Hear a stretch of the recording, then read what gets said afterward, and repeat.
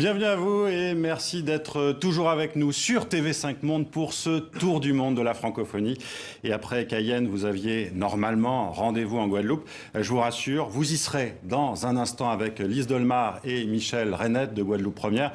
Ce sera au Memorial Act, qui est le centre le plus important au monde, consacré aux souvenirs de la traite négrière et de l'esclavage, mais pas dans les conditions prévues au départ. L'ouragan Maria est malheureusement passé par les Antilles françaises, vous le savez. 2 morts et 2 disparus en Guadeloupe et des dégâts matériels sérieux. La Martinique a été également très touchée et quelques jours auparavant, il y avait eu le passage destructeur et mortel d'Irma à Saint-Barthélemy et Saint-Martin. Le passage de l'ouragan a donc en partie compromis l'heure de direct depuis Pointe-à-Pitre. Mais malgré les difficultés matérielles et techniques, vous serez avec nos confrères dans un instant, je vous le dis. Juste après, on se retrouvera ici à Paris, dans les studios TV5 Monde, pour parler encore des Antilles françaises avec nos invités. Le cinéaste Christian Lara, le musicien Jacob Desvarieux du groupe Cassav, l'écrivain et le poète Daniel Maximin et le chanteur Philippe Lavie. Merci à vous d'être avec nous donc à Paris. Mais d'abord, direction Pointe-à-Pitre, où l'on retrouve Lise Dolmar et Michel Reynette de Guadeloupe Première et tous leurs invités. À vous pour ce tour du monde de la francophonie. Ils vont être avec nous.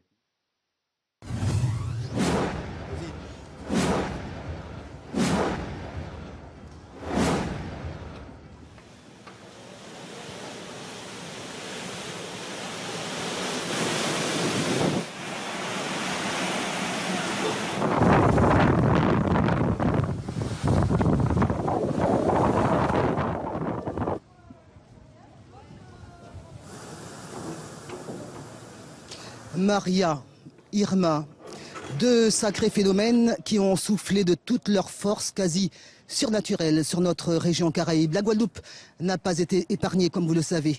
Et c'est une partie du ventre francophone qui palpite encore au rythme de ces violentes déferlantes. Alors pour nous, en ce moment-là, la francophonie prend une autre allure, une autre couleur. La couleur des plumes rebelles qui marquent aussi le caractère de notre région. Ces plumes, le climat, un environnement pour une francophonie que nous allons vouloir exhaler aujourd'hui tout au long de cette belle journée francophone. Pour en parler, nous avons juste à côté Michel Reynette qui reçoit Monsieur Etna. Il est géographe et lui aussi parle avec ces mots, des mots du verbe de notre terre. Oui, oui, absolument, Lise, merci. Effectivement, Max Etna va nous rejoindre dans quelques instants. Et comme d'un scénario bien huilé, vous voyez, l'avenir qui côtoie la mémoire. Et c'est vrai que c'était pas prévu, mais voilà, cette mission scientifique pour étudier les fonds marins a accosté aux abords du Memorial Act. Max Etna, bonjour. Voilà, on se revoit tout à l'heure, mais j'aimerais bien faire écouter aux téléspectateurs le bruit qu'émet le monstre, parce que nous avons une petite mentalité anthropomorphique concernant les cyclones qui sont consubstantiels de ce qu'on appelle notre être au monde. Donc je propose d'écouter pendant quelques secondes le cri, la rage de ce monstre.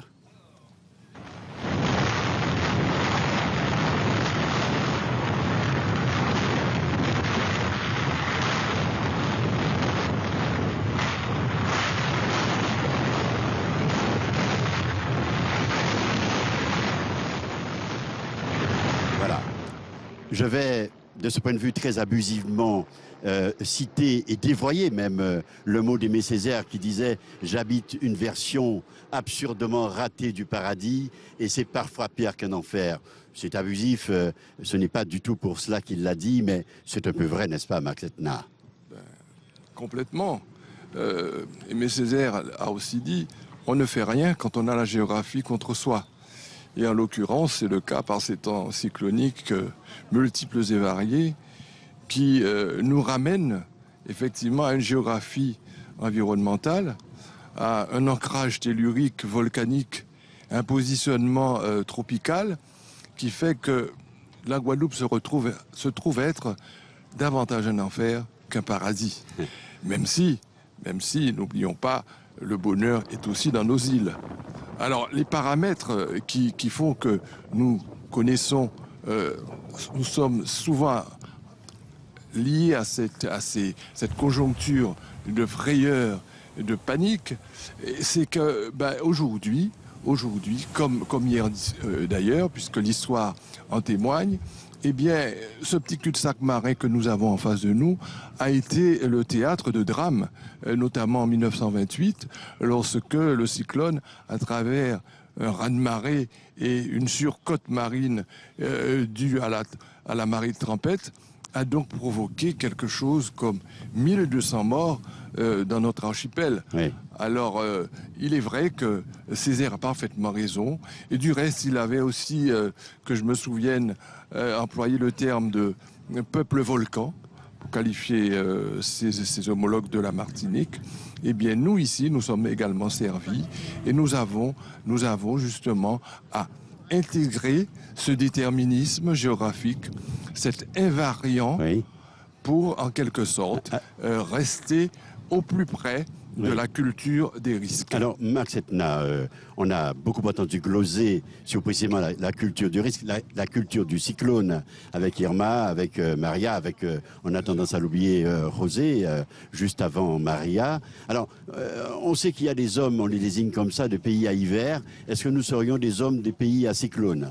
Ah, nous le sommes parfaitement, puisque nature à risque donne culture des risques, société à risque et comportement humain à haut risque. Autrement dit, même si nous n'avons pas encore intégré totalement la notion de culture des risques, il reste beaucoup à faire, puisque nous sommes le plus souvent en divorce avec certaines pratiques, certaines consignes, certaines dispositions légales qui feraient que nous aurions intégré pleinement le danger, notamment le danger cyclonique. Mais il faut quand même dire que par le passé, la parole ancestrale, la parole séculaire, qui a permis à nos prédécesseurs de vivre ces moments douloureux, nous ont quand même laissé quelques précautions à prendre. Et c'est souvent que le peuple, en période d'avant-cyclone, prend des dispositions pour... Allez, on entend tonner le marteau, on entretient les caniveaux, bref, on essaye de parer au plus pressé, oui, mais il se trouve que la fatalité, ce que peut-être, même si nous ne sommes pas des bouddhistes, ce que les Thaïlandais appellent le Mai Pan Wai, eh bien, cette placidité de la fatalité à la volonté de Dieu. Et une fois que ces précautions ont été prises, on se laisse aller à se dire à la volonté de Dieu. Oui, et alors dans l'espace caribéen, on a l'impression que la mémoire vive, j'ai envie de dire, l'inconscient collectif, c'est non souvent en citant des cyclones. Hugo, par exemple, comme autant de marqueurs, j'ai envie de dire, existentiels. Pourquoi? Ce sont des marqueurs. Le mot existentiel est tout à fait pertinent, puisqu'il s'agit pour nous, lors de ces moments dramatiques, de survie, il s'agit de se confiner, il s'agit de réfléchir à la manière dont on va s'en sortir.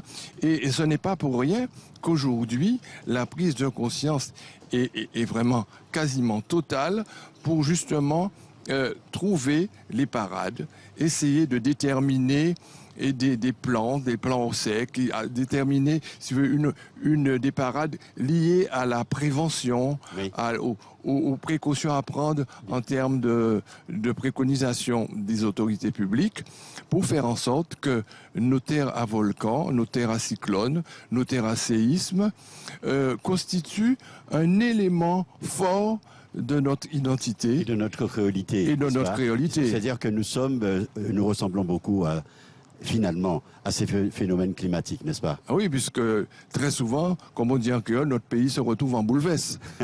et il faut vivre avec, oui, et il faut surtout mettre en place une politique publique de prévention de manière à ce que, au niveau de l'information, au niveau des annonces, oui, au niveau de l'impact, au niveau de l'impact des cyclones, au niveau aussi de la reconstruction, de, oui, la renaissance, et qu'on intègre ces paramètres qui sont malheureusement des paramètres structuraux et structurels. Merci beaucoup, Marc Secna, de votre science, de la connaissance de ces phénomènes et des hommes qui subissent ces phénomènes. On va rejoindre Lise Dolmar, qui est aux côtés du professeur Roger Thompson, qui est un des tenants de la francophonie. Il a été d'ailleurs un des membres de la haute autorité, en tout cas Et Lise Dolmar, vous êtes aux côtés d'ailleurs du professeur, déjà à l'intérieur du Mémorial Act, n'est-ce pas? Absolument, Michel. Dans l'antre de la mémoire, on va parler de notre forme de cyclone, de notre œil du cyclone, l'œil de Roger Thompson qui nous intéresse par rapport à tous ces événements et bien sûr par rapport, bien évidemment, à la francophonie. Nous allons y revenir dans quelques instants. Mais d'abord, la parole du corps, celle qui exprime plus que les mots ce que nous sommes dans le tréfonds de notre identité. Et c'est Stéphanie Mélion-Renette qui l'incarne avec performance, universitaire et chercheur. Elle danse avec son corps, elle nous parle, elle nous dit des choses. Regardez cette harmonie. Ma langue est un quatre chemins où le coq chante encore. Sur ses ergots il est fort et dans ma gorge il mord. On me fait taire sec quand je dérespecte les règles sélectes du temps, du verbe et du sexe. Mon idiolecte est lexical, je m'introspecte subliminal là. Directe sensation liminale. Et je me délègue des sons hybrides lâchés sur ma langue sans bride. Ma langue est un quatre chemins à la croisée des palabres, des magies et des destins de peuples arrivés en essaim sur mon île. Sur mon île au soleil, à l'ombre je prends sommeil sous l'arbre des souvenances, aux cordes vocales des saules pleureurs qui chantent la rosée de nos pleurs. Ma langue est un quatre chemins où le coq chante encore sur ses ergots il est fort et dans ma gorge il mord. Ma langue est un quatre chemins, ma langue est un quatre chemins, en quatre chemins, en quatre chemins. La notion du quatre chemins, du quatre chemins, le carrefour de tout, le carrefour du monde. Roger Thompson, elle vient d'exprimer avec son corps cette notion de quatre chemins qui nous est très chère. Est-ce qu'on peut parler de la littérature à quatre chemins? Elle a une porte d'entrée, vous l'avez écrite en 1998, c'était Mythologie du métissage, où vous questionnez l'histoire de la langue, de son processus et de son évolution. Oui, la question de la langue est une question qui revêt une importance décisive dans le cadre historique de l'apparition et de la formation de nos communautés. Du point de vue linguistique, nous sommes des francophones, c'est-à-dire que nous sommes parlants français sans pour autant être des Français, selon la définition immédiate qui voudrait que quand on est français, on est de race blanche, sans doute de religion chrétienne, sans doute rattaché à un territoire précis, celui de la France dite hexagonale. La francophonie est le fait linguistique caractéristique de populations qui, par le fait de la colonisation, ont acquis une certaine connaissance, une certaine utilisation de la langue française. Un écrivain francophone n'est pas un écrivain français comme les autres. Il a une particularité, celle de faire servir la langue française à l'expression des particularités de notre nature, de notre histoire, de nos cultures. Michel Henriette vous a rejoint. Oui, finalement, vous parlez d'altérité, là, Roger Thompson. Est-ce que vous êtes tenant de l'entièrement à part d'Aimé Césaire? Est-ce que nous sommes donc des entièrement à part des Français, entièrement à part des francophones? Aimé Césaire dit bien à la fois à part, entièrement à part et entièrement, oui. Entièrement et entièrement à part. Oui. C'est la caractéristique de nos identités qui sont des identités multiples, qui sont des identités de synthèse. Et le grand mouvement intellectuel et politique auquel nous assistons au cours du XXe siècle et surtout dans la deuxième moitié du XXe siècle, au lendemain de la Seconde Guerre mondiale, le grand bouleversement auquel l'on assiste est celui de l'inversion des valeurs. Ce qui était dévalorisé antérieurement est désormais valorisé. C'est-à-dire que la différence qui était perçue comme différence négative est enfin perçue comme une différence positive. Et notre particularité dans l'usage de la langue française, loin d'être tenue pour une forme négative, au contraire, caractérise notre style à nous, notre style francophone, caribéen, antillais, et ce qui fait que, par exemple, nos écrivains écrivent le français comme ne le font pas les écrivains français hexagonaux. Alors, partant de cela, est-ce qu'on peut postuler que tous les Antillais, martiniquais et guadeloupéens sont des francophones? Tous les Antillais sont francophones, et martiniquais, guadeloupéens plus particulièrement, et je dirais que même si le locuteur guadeloupéen ou martiniquais n'utilise pas une langue française conforme aux normes académiques, le français, même incorrect entre guillemets qu'il parle, peut être compris. C'est le retournement? C'est le retournement, en effet, de la condition du créole, antérieurement appelé patois, mais le mot patois étant dévalorisant, nous pouvons dire purement et simplement que le créole est une langue, certes, langue qui entretient des relations particulières avec la langue française. Il n'y a pas rupture, il n'y a pas césure, il y a continuité entre le français et le créole. Alors justement, qu'est-ce que la francophonie vue d'ici? Parce qu'on se rappelle tout de même ce fameux poème de Léon Gontran-Damas, « Ok », qui mettait comme principe le bon parler français, le français du français, le français de France, le français français. L'une des caractéristiques, en effet, l'une des caractéristiques de l'idéologie coloniale est une caractéristique selon laquelle le français était valorisé, survalorisé, hypervalorisé. Donc en position de domination. En position de domination, il faut bien se rendre compte que les rapports d'inégalité linguistique sont le miroir de l'inégalité économique, de l'inégalité politique, de l'inégalité culturelle. Donc il a fallu se battre pour valoriser tous les traits culturels de nos sociétés francophones caribéennes, de manière à ce que par inversion soit valorisé ce qui ne l'était pas antérieurement, de ce qui fait que la négritude en tant que mouvement de valorisation raciale et culturelle englobe les revendications touchant aux pratiques linguistiques de nos sociétés. Ça veut dire que le créole reste, vis-à-vis du français, une langue vernaculaire? Oui, le français langue véhiculaire et le créole langue vernaculaire, et antérieurement, jusque de la deuxième moitié du XXe siècle, le créole était sous-évalué et le français surévalué. Nous assistons depuis un certain nombre de décennies à un mouvement inverse, une valorisation, je dirais même une survalorisation du créole pour des raisons symboliques, pour des raisons touchant à nos imaginaires, à notre réinterprétation de l'histoire. Survalorisation du créole et sous-évaluation du français. Désormais, l'identité antillaise se réclame du créole comme langue de référence. Un dernier mot et très rapide, s'il vous plaît, pendant que Lise va se lever pour aller rejoindre notre invité Fred Dehaye. Juste, Lise va donc voir Fred. Je voulais savoir si, d'une certaine manière, le créole n'a pas enrichi un peu le français. Le créole... Participer.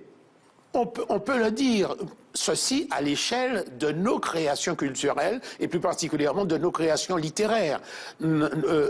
C'est-à-dire que nos écrivains ont enrichi la langue française dont ils ont fait usage des ressources du créole. Il y a comme caractéristique du style de tous nos écrivains cette espèce, n'est-ce pas, d'alliance entre le français et le créole. Une manière d'utiliser le français qui réutilise les ressources orales, d'où en quelque sorte quelque chose qui donne un son particulier à l'oral comme à l'écrit. On vous retrouve dans quelques instants, Roger Thompson. On rejoint Lise tout de suite qui va se diriger vers Fred Dehaye. Absolument, on se dirige vers Fred Dehaye qui nous attend un peu plus loin. Et le passage que nous empruntons maintenant est très important. Il ne faut pas oublier qu'il y a une mémoire derrière les mots. Cet arbre l'illustre parce que l'art a la capacité de sublimer les faits du passé. Et là, il s'agit de l'arbre de l'oubli, cet arbre qui permet à chacun de se souvenir, d'ancrer un passé, mais sans pour autant le rendre lourd, ténébreux. Il brille, il illumine, il donne des messages de fond, d'espoir et de transcendance. Nous rejoignons à travers ces dédales de l'histoire et de cette beauté de nous-mêmes et du passé, Fred Dehaye, bonjour. Bonjour. Vous êtes donc maître en droit public, vous êtes aussi auteur que compositeur et on vient de vivre 2 cyclones majeurs très forts, ça nous a tous bouleversés. Est-ce que ce déferlement de la nature commence déjà à germer dans votre tête, commence déjà à vous suggérer des mots, de la musique, une pensée?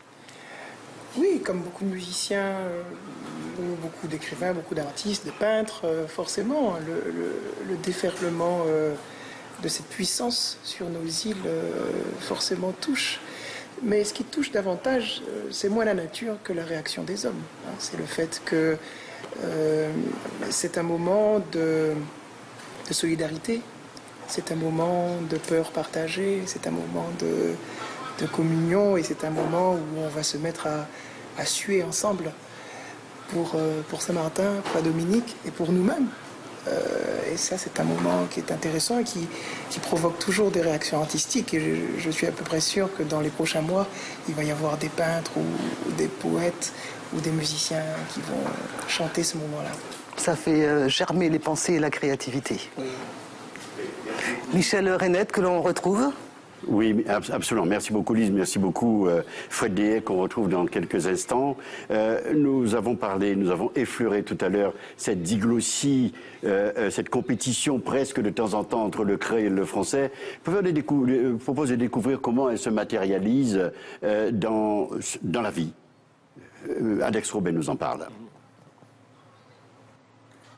Cet ancien professeur de mathématiques a exercé dans cet établissement, autrefois appelé Collège d'enseignement technique, son orientation, la pratique en parallèle du créole et du français. Je suis partisan d'utiliser le créole en classe quand c'est nécessaire et en fait replacer dans le contexte. Je ne dis pas que j'ai été victime d'une injustice, je dis tout simplement j'ai été victime d'une lutte sur le plan politique. En réalité, c'est ça. Les protestations émises par les élèves et le syndicat général de l'éducation en Guadeloupe n'ont débouché sur aucun compromis. C'est sans regret que le professeur est passé de l'éducation à la production agricole, une histoire vieille de 40 ans. La pratique du créole m'était imposée par, en fait, les élèves que j'avais, qui étaient essentiellement des élèves créolophones. Beaucoup d'élèves en classe n'osent pas poser des questions en français de peur de mal dire. D'accord? Et si on ne fait pas attention à ces choses-là, on a toute une partie importante de la classe qui s'exprime jamais. Le créole, qui est la langue parlée en Guadeloupe, interfère parfois avec le français et souvent avec le français parce qu'il est à base lexicale française, souvent. Et ce problème-là, pour pouvoir le prendre en considération, pour permettre aux enfants, et surtout ceux de milieux les plus défavorisés, d'accéder au français standard qu'on enseigne à l'école, il fallait passer par là l'utilisation du créole et même la connaissance de la langue créole. Un cheminement souvent chaotique, mais qui arrive à s'installer dans la modernité. Alors ça fait du bien à l'éducation, mais ça fait aussi beaucoup de bien aux enfants, puisque enfin leur deuxième langue est reconnue. Parce que bon, je vais vous parler on ne parle pas de rivalité entre le créole et le français, mais bien de la possibilité d'enseigner et d'apprendre les deux langues que nous possédons. Le créole s'épanouit et offre un mode de vie aux citoyens. La langue a sauvé son âme au prix d'un effort intense. Cet sujet. Tout à fait d'accord avec tout ce qui a été dit, en particulier à ce que disait monsieur Biabiani. Oui, nous sommes dans une situation linguistique où s'effectue un certain nombre de synthèses, un certain nombre de procédures d'invention par le langage, de significations qui sont réservées à la langue créole. Je veux dire par là qu'il y a un certain nombre de significations qui ne peuvent s'effectuer qu'en créole, qui ne peuvent pas trouver leur équivalent dans l'utilisation de la langue française. Et c'est cette synthèse d'éléments qui ne sont pas contraires, mais qui sont différenciés. Et donc on retrouve là la notion de différence, la notion de diversité, la notion d'altérité, une altérité positive. Nos différences devant être valorisées et non pas sous-évaluées. Nous sortons de la commande idéologique de l'assimilationnisme plat.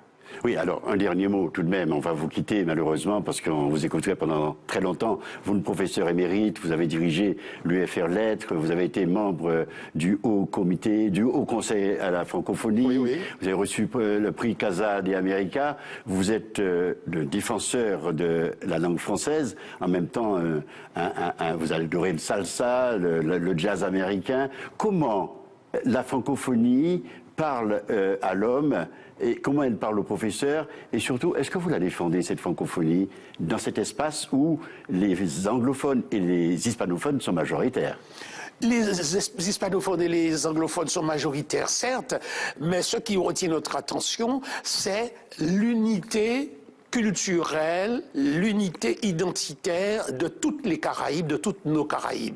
Car l'espace Caraïbe est un espace de synthèse où s'effectuent des synthèses conjonctives ou alors des synthèses disjonctives, mais toujours dans un rapport à une histoire qui est une histoire commune. Toutes les sociétés caribéennes, anglophones ou hispanophones ou francophones ou créolophones, si l'on veut dire ainsi, ont connu une même histoire. L'histoire d'une domination coloniale avec une caractéristique, la racialisation de la domination exercée par le maître sur l'esclave. Donc, tout cela me permet de dire que nous sommes désormais assez grands pour assumer toutes nos différences, réaliser en nous des synthèses qui ne sont pas des synthèses mélancoliques, mais des synthèses de projection sur un avenir où l'homme est réconcilié à lui-même, réconcilié avec sa nature, réconcilié avec son histoire. Merci beaucoup, professeur Thompson. Nous allons rejoindre tout de suite Lise. Vous m'entendez certainement. Vous êtes en compagnie toujours de Fred Deshaies. Eh bien, écoutez, prenez la balle au bon.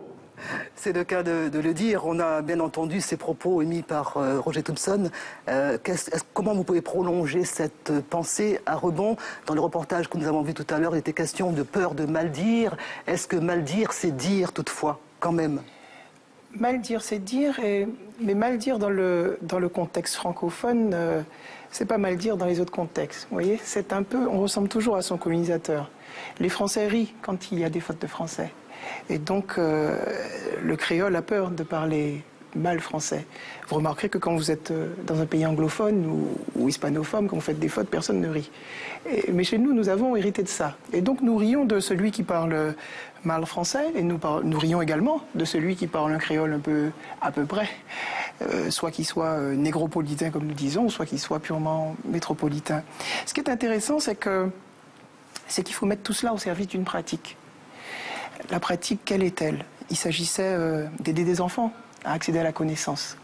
Comme ailleurs, il s'agissait d'aider des fidèles à bien comprendre le texte de la Bible. Et donc parfois, on a commencé à faire la messe en créole, et puis aujourd'hui, c'est devenu quasiment banal de faire la messe en créole. Donc ce qui compte, c'est de pouvoir propager la connaissance, de pouvoir exprimer ce que l'on est. Et à l'intérieur de la francophonie, eh ben, il y a cet élément-là que nous sommes. Où le fond prend le pas au-delà de la forme, c'est ce qui est important. Le plus important. On a envie de vous entendre sur une autre manière, notre forme, notre note. Crime contre la Guadeloupe. Crime contre la Guadeloupe, voilà, une chanson qui parle de responsabilité locale. Parce qu'à l'intérieur de la francophonie, il y a tant de populations, tant de peuples différents qui expriment ce qu'ils sont et ce qu'ils ont envie d'être. Crime contre la Guadeloupe, interprété par Fred Deshaies. Vous l'avez vu dans ce lieu de mémoire et d'avenir, tous les sons sont permis, tous les sons ont été émis pour élargir notre pensée commune, élargir cette notion de la francophonie, l'enrichir, lui donner du sens profond, celle du respect des différences avant tout.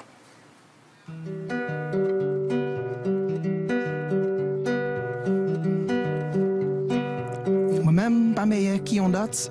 Faut ça, bon, moi, à vie azote. L'on can garder ça quand passé, ni des moun faut nous poursuivre pour crime contre la Guadeloupe. On paquet de moun gagne mort pour mer, même si gayo vin non même, monter alliance et vendre des frais. Pour gagner trop arrêter longtemps, passer des mairies en héritage. Et pour les autres, y'a qui chômage, on vient-il l'argent qu'a gagné, on qu'a gardé les hommes qu'a bon, c'est moi-même, pas meilleur qui on dot. Zoban moi à vie azote, l'on qu'a gardé ça qu'a passé, ni des moun faut nous poursuivre pour crime contre la Guadeloupe.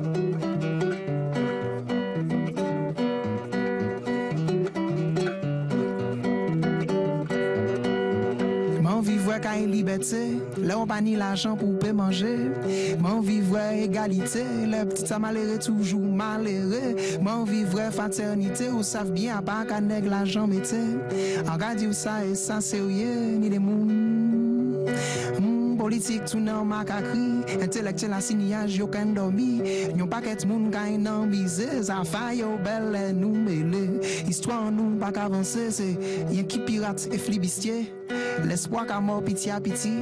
Demain on nous vient à crédit moi-même. Pas meilleur qui on dot.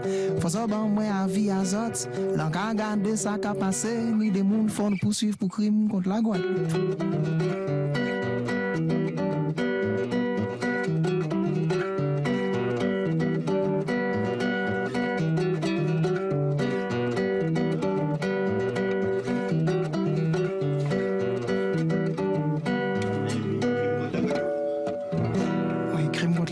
Qui c'est qui commet des crimes contre la Guadeloupe? Parce que c'est ça que ça veut dire. Tous ceux qui restent passifs. Ouais. Tous ceux qui ne vont pas vers la prise de responsabilité, ouais. le fait de s'occuper de soi, Ouais. de ses enfants, de sa famille, d'être vraiment dans la pratique, être là dans son pays, être à côté des gens. Merci Fred Dehaye. Fred Dehaye, universitaire, mais aussi l'artiste que vous avez découvert.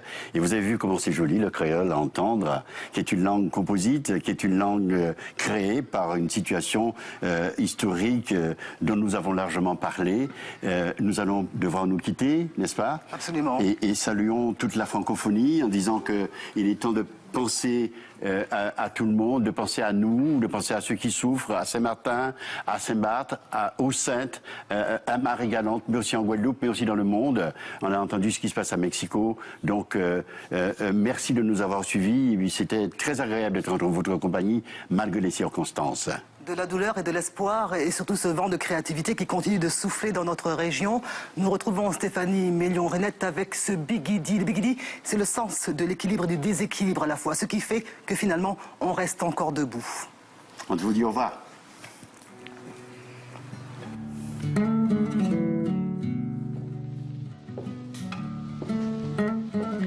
Tendez, tendez, coûtez pour tendre.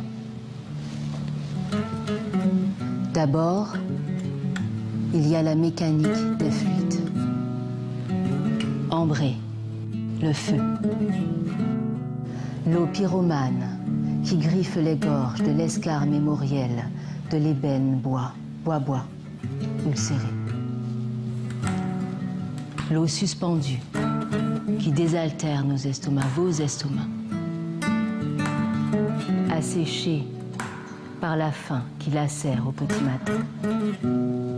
Le roulis de la mer, éternel. Éternelle écume de notre bigidi.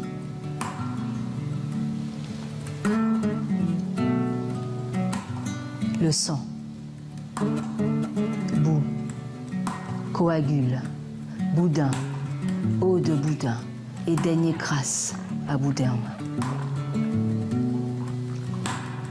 Et puis il y a la salive, intarissable sur les bancs de l'école. Toute cette aquosité qui a poli mes zygomatiques, ma glotte, polyglotte. Je roule les airs et je le verbe haut, noces de papier, peuple de voyage, assaut. Mais en toutes gens, toutes gens, mon cœur est une mécanique créole. Mécanique créole, mécanique créole, mécanique créole, mécanique. Moi, forme flèche, forme flamme, forme campèche, forme sang, forme rose, forme nom, forme flamme. Forme, tendez-moi, oh, tendez.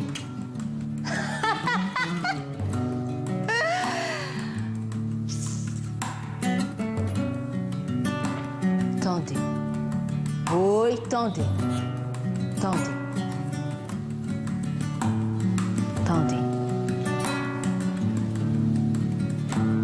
Maman. Et retour à Paris sur ces mots magnifiques de Stéphanie Mélion-Rennette. Merci Lise Dolmar, merci Michel Rennette, merci à tous vos invités d'avoir participé à ce tour du monde de la francophonie. Merci à vos équipes, malgré les difficultés provoquées par le passage de l'ouragan Maria. Et on continue de parler des Antilles françaises ici à Paris avec nos invités, le cinéaste Christian Lara, l'écrivain et le poète Daniel Maximin, Jacob Desvarieux du groupe Cassav et puis le chanteur Philippe Laville. Merci à vous quatre d'être avec nous sur ce plateau. Alors, on en a beaucoup parlé dans la première partie de cette émission. On vient de l'entendre. Est-ce qu'on apprend à vivre avec cette menace cyclonique aux Antilles françaises? Est-ce qu'on apprend? Est-ce qu'on vit avec? Est-ce que ça a une influence sur la vie? On n'a pas le choix, je crois. Jacob Desvarieux. C'est-à-dire qu'on n'a pas trop le choix. Bon, c'est vrai que, vu d'ici, on a l'impression qu'il fait beau tout le temps. On doit vivre avec les tremblements de terre, avec les cyclones, avec les éventuelles éruptions volcaniques. C'est un peu comme quand on voit la France de loin, on dit « Ah, c'est super ». Bon, ils vivent avec l'hiver. Nous, on n'a pas ça. Bon, c'est pas comparable, quand même. Christian Lara. Moi, j'avais une maison familiale où il y avait un palmier. C'était à La Rose, en Guadeloupe. Et depuis le cyclone de 28, le palmier, il se couchait. Et puis, le cyclone passait, il se redressait. Je crois que c'est le symbole des Antilles.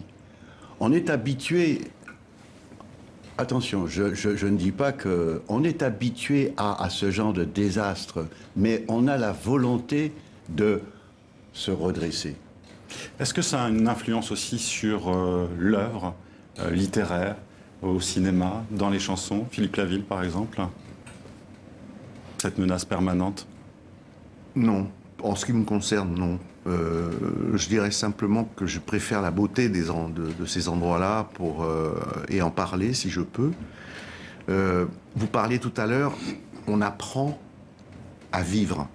Mais on n'apprend pas à vivre, puisque tout petit, on vit avec, en fait. Voilà, mon premier cyclone, je l'ai connu en 51, j'avais 4 ans. Et je m'en souviens comme si c'était pas hier, bien sûr. Mais je me souviens parfaitement de la vitesse à laquelle c'est arrivé, la vitesse à laquelle on s'est protégé, le bruit. Tout ça, ça fait partie. Puis on a peur, mais je ne sais même pas si j'ai eu peur. Tout simplement, ce que je sais, c'est qu'il y en a eu un autre après où on était venu nous chercher. On était dans une maison en bord de mer, un chemin impossible, et un ami de mes parents était venu avec un command car parce qu'on avait récupéré du matériel de la guerre des Américains qui avaient laissé beaucoup de choses là-bas. Et je me souviens de piqûres, de vraies piqûres, quoi. On était derrière, pas protégés. Le vent et l'eau, on recevait des piqûres partout sur le corps de gouttelettes d'eau qui arrivaient à 250 km/h. Je peux vous dire qu'on s'en souvient toute sa vie. Pas de la douleur, mais du phénomène. Donc on n'apprend pas à vivre avec ça. On ne peut pas apprendre à vivre. Mais on vit avec. On sait que ça peut arriver. Et je voudrais rajouter une chose, si vous permettez, c'est que il y a une solidarité entre voisins, les familles. Dès qu'on sort de chez soi, qu'on voit un type à côté qui est emmerdé parce qu'il n'arrive pas à sortir un tronc d'arbre et tout, on va l'aider. Il y a des Antillais qui sont dans la difficulté, on peut dire dans le malheur, dans la difficulté. Voilà. Pardon, j'ai été un peu long. Non, pas du tout. Mais je crois que c'est quand même le propre de l'humanité. Quand il y a un désastre, je crois que l'homme, il ne cesse d'être un animal pour être un petit peu intelligent. Opa. Daniel Maximin, je vous vois. Le palmier dont vient de parler Christian Lara, c'est nous. C'est l'homme sur la terre, quand il sait, grâce au cataclysme, qu'il n'est pas le maître du monde, qu'il n'est pas le maître de la nature, mais que, par exemple, pour nous, il ne faut pas vivre contre le cyclone, mais vivre avec. Ça veut dire très concrètement dans l'architecture, dans la vie, dans la construction, dans un tas de choses, savoir que c'est possible. Voyez ? Et ça, j'appelle ça une fatalité sans fatalisme. C'est-à-dire, on ne dit pas, bien, on ne va pas construire de maison parce qu'on sait qu'elle aurait été détruite un jour. Mais on fait attention. Et ça, évidemment, c'est ça la véritable culture qui fait que on vit avec, c'est-à-dire on apprend, y compris à lutter contre, en sachant quelles sont nos propres forces. Le palmier, parce que c'est le roseau de la fontaine, ce que tu viens de décrire. Hein. Le roseau, il sait ça. Le chêne, lui, il dit, mais non, je suis plus fort, et il tombe, voilà, plié sans rond. Et au fond, toute la Caraïbe est composée de peuples roseaux, c'est-à-dire, quelque part, de peuples résistants par rapport aussi. Alors, évidemment, il peut y avoir un moment où 400 km à l'heure, on ne peut rien faire, et on meurt. Et on ne peut pas reprocher à la nature de faire ce qu'elle fait, puisqu'en même temps, pour ce qui concerne la Caraïbe, par exemple, c'est elle qui fait la beauté, la fertilité. Par exemple, ce sont des terres fertiles. L'éruption volcanique, elle nous donne de quoi faire beaucoup de cultures dans les terres les plus fertiles du monde, les terres volcaniques.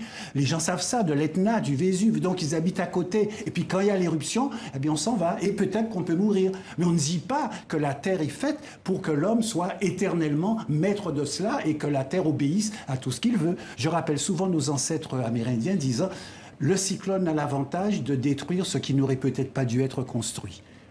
Ça nous fait réfléchir sur notre manière d'être, de construire et de vivre. J'ai envie d'applaudir, moi, là. Non, allez-y. Non, mais ça se voit. Vous parlez de la musique, ça se voit. Je reprends ce que tu disais. La musique dit ça. Nos musiques parlent de ces choses-là et décrivent. Tout à l'heure, je parlais à Jacob, je disais, est-ce que tu te souviens de Cyclone David? C'est une magnifique chanson de Zippy Express Haïti qui exprime ça. Nos cousins de Cuba ont des chansons. El Trio et El Cyclone, dans lequel ils disent, par exemple, ça finit comme ça, quand le cyclone s'en va, los muertos van au ciel, et les vivants vont danser le son. Ça n'est pas de la facilité exotique, c'est pour dire la vie doit reprendre. Et là encore, c'est l'exemple de la nature. Nous savons tous que dès le lendemain du cyclone, aujourd'hui, la nature est en train de commencer son travail. Les arbres sont en train de pousser. Quand on a eu Hugo, les feuilles ont poussé sur les troncs et n'ont pas attendu d'avoir les branches. On a eu comme des ifs dans toute la grande terre, parce que la nature, elle aussi, n'attend pas pour faire comme on voit, pour reconstruire. Daniel Maximin, vous parliez de peuples résistants. J'aimerais qu'on aborde la question de la langue française, cette langue qui a été la langue du colon, de l'esclavagiste au départ. Comment est-elle vécue aujourd'hui aux Antilles? Comme de langue de résistance qui a permis aux gens d'exprimer ce qu'ils étaient, y compris contre l'État colonial. Voilà. La musique, la langue, le violon, le piano, c'est qui les a amenés, les maîtres. Qui en a fait des outils de résistance? Qui a fait Cassave? Eh bien, c'est le fait de le prendre, de le transformer et d'exprimer sa liberté à travers ses instruments. Justement, donc la langue, c'est un outil. Jacob Desvarieux, pour vous, c'était une résistance aussi de créer Cassave et de chanter en créole aussi partout dans le monde? À la base, oui. C'est-à-dire qu'il faut se remettre dans le contexte. C'était l'époque des mouvements indépendantistes, des mouvements... On est à la fin des années 70. Hein. Voilà. Bon, et donc, tout le monde se posait la question, qu'est-ce qu'on fait là, d'où on vient? Parce que jusque-là, on voyait le monde à travers les yeux des Français, quoi. Donc, nous, on disait, par exemple, tiens, j'étais sur un plateau, il y avait des Noirs, machin, bon. Et quand les Africains nous voyaient, ils se demandaient, mais qu'est-ce qu'ils racontent? On n'a jamais vu un Blanc dire, j'étais avec des Blancs. Bon, enfin bon, c'était comme ça. Bon, ça a beaucoup changé depuis, mais à cette époque-là, on s'est dit, bon, il faut qu'on fasse de la musique, bon, on est antillais, on fait de la musique antillaise, pour des Antillais, et on aimerait bien que ça plaise au reste du monde, et pas l'inverse, ce qui se faisait à l'époque, qu'on appelait la world music, enfin, pour être gentil, quoi. C'est la third world music, qui était de la musique anglo-saxonne, chantée par un bougnoul qui sort d'un pays quelconque dans sa langue. Nous, on voulait pas faire ça. Et donc, on est parti vraiment sur ces idées pour chanter en créole, et uniquement en créole, faire de la musique antillaise et pas autre chose. On a été, évidemment, dès qu'on a signé dans les maisons de disques, on nous a demandé, vous pouvez pas faire un peu plus comme si, chanter en français, machin, bon, non. C'est un mouvement de résistance, c'est un mouvement, on est militant. Voilà, c'est pas simplement des musiciens, quoi. Ce sont des militants qui sont mis ensemble pour faire quelque chose, quoi. Philippe Laville, justement, vous aussi qui êtes chanteur, vous qui êtes né aux Antilles, vous avez aussi chanté en créole? Ah oui. J'ai chanté en créole, j'ai fait plusieurs chansons en créole. Vos grands succès sont en créole aussi. Salvador. Il y a eu une chanson que le groupe que Cassave avait enregistrée, Collé Serré, avec Jocelyne Méroir, donc on a... Voilà. En français, en créole. En français créole, oui, parce que oui, de toute façon, il fallait faire un peu de français et un peu de créole. Pourquoi? Parce que j'avais un patron de maison de disques à l'époque qui m'a dit ça va pas marcher parce que c'est en créole. Et je lui ai dit juste un truc. Quand tu fêtes ton anniversaire, qu'est-ce que tu mets comme chanson? Et on dit souvent c'est Happy Birthday to You, le truc de Happy Birthday to You de Stevie Wonder. Or cette chanson, si on écoute un peu les paroles, et en tout cas si on se renseigne un peu, c'est une chanson qu'il avait faite pour le 20e anniversaire de la mort de Martin Luther King. Donc il y a des couillons qui sont là en Happy Birthday to You, et ça, moi ça me gonfle à un point énorme, quoi. Bon, alors ça, c'est dit. Cassav, je voudrais juste dire une chose. Ils ont fait un zénith en 1900, 7 jours zénith, en 1900, je sais plus, en 80, début 80. 6, 5, oui, 6, 80. Ouais. Une semaine au zénith. C'est à ce moment-là qu'on a fait le duo avec Jocelyne. Ils ont fait une semaine. Premier jour, j'y suis allé. J'étais invité tous les jours parce que j'avais 2 copains musiciens, Jean-Claude Nemro et Claude Vabur qui étaient dans le groupe à l'époque. Donc j'avais un pass pour rentrer. J'y allais quand je voulais. Premier jour, 70% d'afro-africains, antillais, machin. On va dire une majorité de population noire. 30% de petits blancs. Le deuxième jour, on était à 60-40. Et le dernier jour, comme par hasard, il y avait plus que 30% de blacks et tout le reste, c'était des... On n'est pas nombreux. Et voilà. Et les mecs, ils ont à ce moment-là, il s'est passé quelque chose de très, très important pour les Français de France, blancs, machin, originaires de Bretagne, de machin, qui se sont dit, oh là, ça, il faut pas laisser ça de côté. Voilà. Et nous avons fait l'émission de Drucker ensemble. Voilà. Je vais me tourner vers vous, Christian Lara. Vous êtes un homme de cinéma. L'image est donc fondamentale. Et la langue? La langue est importante. Mais évidemment, comme je fais du cinéma guadeloupéen, dans un premier temps, j'ai fait du cinéma guadeloupéen, le créole était indispensable. Parce qu'à l'époque, personne n'avait osé faire des images alliant l'image et le créole. Eh bien, on l'a fait et ça a marché. C'était un manifeste, hein, également? Oui. Non, mais osons le dire aujourd'hui. Vous savez, on est guadeloupéen, on est antillais avant d'être autre chose. L'identité et les racines, voilà. Non. Pas les racines. Tu préfères l'identité? Moi, je dis l'identité, c'est le fruit qui vient des racines. Oui, c'est-à-dire ce que nous faisons aujourd'hui je suis d'accord. avec les racines. Je suis les d'accord. racines ne prient pas. Le sang de tous les continents coule dans nos veines. C'est ce que vous avez dit. En plus, c'est ce que vous avez dit, Daniel Maxence. Parce que les Antilles, c'est 4 continents pour faire une île. La Guadeloupe, c'est 4 continents. C'est l'Afrique, c'est l'Europe, c'est l'Asie, la grande communauté hindoue, qu'on ne connaît pas souvent ici, et l'Amérique, en Amérique. Et quelque part, Cassav, dans son succès mondial, restitue au monde quelque chose que nous avons, nous, synthétisé. Vous voyez? Et c'est en ce sens que nous sommes plus facilement, en quelque sorte, enfants du monde. Et je le dirais par rapport, quand on parle de francophonie... Oui, justement, vous parlez de francopolyphonie. Ah mais oui, parce qu'il faut cesser de penser que la francophonie, c'est uniquement l'addition des gens qui parlent français. C'est d'abord la culture. Vous savez, si on n'a rien à se dire, on ne parle pas, même si on parle la même langue. Et si on a des choses à se dire, par exemple une déclaration d'amour, eh bien on va traduire, on va trouver les mots. La francophonie, c'est aussi la traduction. Et je dirais, par exemple, on fait un tour du monde magnifique de 24 fuseaux horaires. Eh bien, sur ces 24 fuseaux horaires, vous savez une chose, les 9/10 des gens sont bilingues et parlent 2 langues. Monde arabe, monde maghrébin, l'Afrique, les Antilles, vous voyez, 2 langues. Un francophone, c'est quelqu'un qui parle 2 langues ou plus. Et donc, quelque part, c'est pas une question de conflit, de prééminence, etc. C'est une question d'assumer au XXIe siècle le bilinguisme, le plurilinguisme, et le fait qu'on ne va pas enfermer quelqu'un dans l'interdit de parler une langue, que ce soit créole ou français. On a fait ça un moment, hein, Jacques disait, ah non, il n'y a que le créole qui est l'authenticité. C'est une blague. Ou le contraire. Ou le contraire. On a interdit le créole pendant longtemps dans nos enfances, le coup de règle et des choses comme ça. Vous voyez la rue Cazeneuve, vous voyez des choses comme ça. Mais en France aussi. C'est une tradition qui est venue en France pour faire l'unité du pays. Et cette erreur-là, qui a été transmise dans l'ensemble des colonies, a abouti à cette image. Mais la réalité est celle-là. Et donc, quelque part, la langue française, surtout avec ce qu'on en fait, les écrivains, les cinéastes, les musiciens, est quelque part une langue de liberté pour celui qui se bat pour sa liberté. Allez-y, très rapidement. Non, mais est-ce qu'on ne la maltraite pas en ce moment, la langue française? C'est une bonne question. C'est un autre sujet, ça. Non, mais je suis d'accord, c'est un autre sujet. Je rappelle simplement que quand même la Guadeloupe a donné au monde un prix Nobel de littérature. Christian Lara. On répondra évidemment à cette question une autre fois. Malheureusement, on arrive déjà au bout de cette émission et va se tourner justement vers le Canada, Montréal, et dans les studios de Radio-Canada. On va retrouver André Robitaille qui va nous annoncer le programme de la prochaine heure du Tour du monde de la francophonie. À vous, Montréal. Bonjour à vous, merci. On est très fiers d'être là dans cette belle chaîne de la francophonie aujourd'hui internationale. On vous attend sur notre plateau ici à Montréal en direct. Vous aurez la chance de profiter de notre émission qu'on offre tous les jours aux Canadiens. Et maintenant, on a fait un programme pour vous. Donc, à tout à l'heure, en direct de Montréal. Un Montréal très ensoleillé avec lequel on va beaucoup s'amuser tout à l'heure. Donc, à tout de suite. Merci André Robitaille, un beau programme en perspective.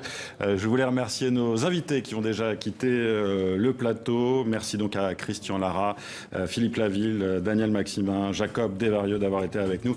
Merci aussi encore une fois à Lise Dolmar et Michel Renette et aux équipes de Guadeloupe Première à Pointe-à-Pitre. Merci aussi aux équipes ici à Paris. Le Tour du monde de la francophonie, ça continue donc au Canada. À bientôt sur TV5 Monde.